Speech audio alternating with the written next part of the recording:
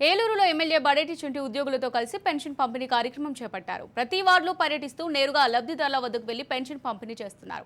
NDA కూటమి ప్రభుత్వం మేనిఫెస్టోలో ఇచ్చిన హామీ అర్హులైన ప్రతి ఒక్క ఇంటికి వెళ్లి పెన్షన్ పంపిణీ చేయడం జరుగుతుందని తెలిపారు.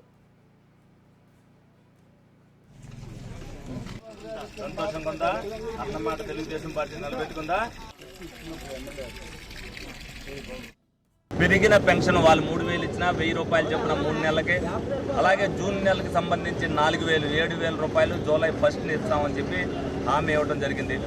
ఓట్లు అడగటమే కాదు, ప్రభుత్వం ఏదైతే ఇంటింటికి కూడా వెళ్ళి మీరు పెన్షన్ ఇవ్వాలని చెప్పి చంద్రబాబు నాయుడు గారు, పవన్ కళ్యాణ్ గారు చెప్పారో వాళ్ళు కూడా ఏదో ఇంటింటికి వాళ్ళు కూడా వెళ్తున్నారు.